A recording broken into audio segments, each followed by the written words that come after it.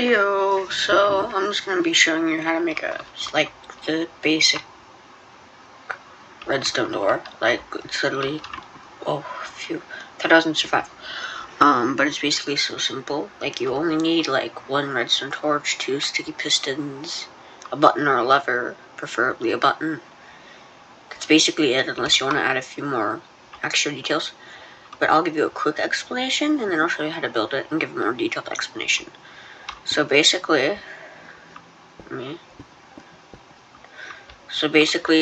there's a redstone torch here. And if you don't know, if you place a block, so this is powering this, and if you place a block above it, it also powers this. I have no idea why, but that's just how it happens, or how it works. And basically, if you put a button, or I suppose like a lever, on the side of the block that the redstone torch is in, and you power it, it deactivates the torch, which therefore deactivates this and this, which therefore gets the retracts the piston. And then if you break it, they will just go back. So if I were to just use a button, because the lever's kind of obvious, like it blends in with stone pretty well. But as you can see, it closes kind of quick. So if you want a little bit of delay, what you can do, you can add a repeater. And then, as you can see, it kind of gives you a little bit more time.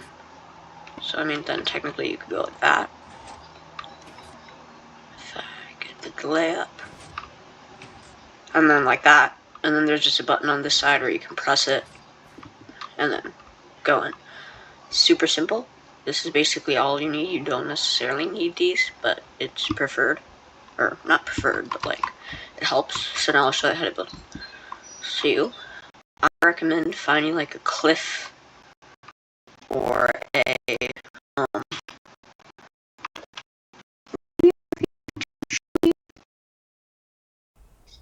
So once you can find a spot that's kind of like this where it's flat, you can start making this area.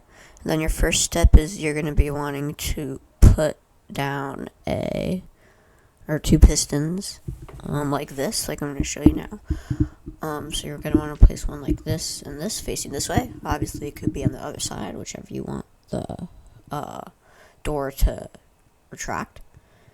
So now your first actual redstone step is to place a redstone torch there, which powers the bottom piston, and then a block on top of the redstone torch, which powers the top piston. I have no idea why it does that.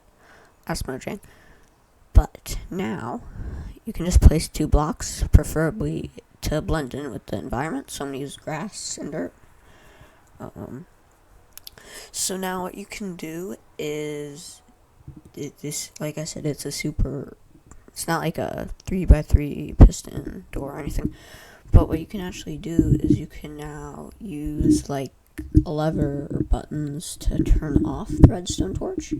In order to do that, what you have to do is you have to place like a button or lever on the side of the block that the redstone torch is on. So the side of the block is going to be like right about there.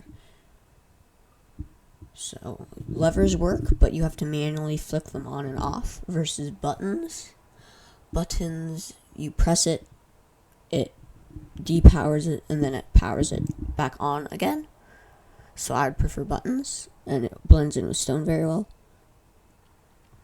You can then cover that up and just try to make it like, see, it doesn't work. It has to be on the edge of the block or redstone leading into the edge of the block. So if you see, then it turns it off. And you can kind of see me trying to make it look natural or trying to cover it, which can be hard at times, especially if you're in a different environment or biome. But the key thing to selling these kinds of bases is to really get it to blend in, so you don't see, like, again, like I said before, like a whole bunch of pistons. So you can see that I attached the button to a line of redstone, which goes into the side of the block with the torch, which is then therefore going to power it off, and therefore retract the pistons, retract the blocks, and open the door. So as you can see, I didn't even press the button there, I don't think. But as you can kind of see, I pressed the button, and nothing, like, I didn't see anything. So I'm going to try it again. So it opened, but I didn't have enough time to get in the base. Like, it's definitely possible, but, like, I want to make, let's say I wanted the button to be there. What you can do is you can add, if you grab some repeaters, redstone repeaters, and if you just grab a few, you can place them like this with the arrow pointing into each other or with the arrow pointing towards the torch. You can just cover that up again. And make sure you right click on them 3 times for the most delay. At least I think I know what I'm talking about. So now I'm going to block that off, and I'm going to place a button there. And then you can kind of see there's a little bit of delay. So now when I hit the button, I wait, it opens, then it closes behind me. And in order to close it, the door behind you, just place a button on the other side. It's probably going to be, like, not broken, but just break the block, place a button or a lever, and then like that. And then you really want to try to sell the building part of it. That's, again, a key part, but it's obviously not that hard, especially if you're good with decorating and all that. But I hope this helped a lot. Excuse me. And make sure like and subscribe, my bad, to see some more content like this. And if you want clarification on how to get other signal inputs, then you can just comment and tell me if you're curious about, let's say, how to use the like maybe the calibrated skulk sensor or whatever. And this is a voiceover.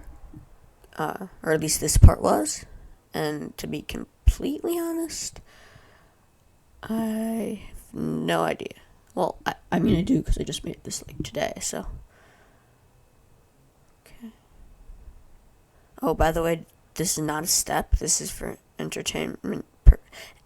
experimental purposes only, so please don't do this, but this is an example if you wanted to booby trap it. You would then just press the button. Obviously, you would probably make it more hidden, but then, yeah, that happens. Don't do that. Ever. Like, ever. Thank you. Like and subscribe. Bye.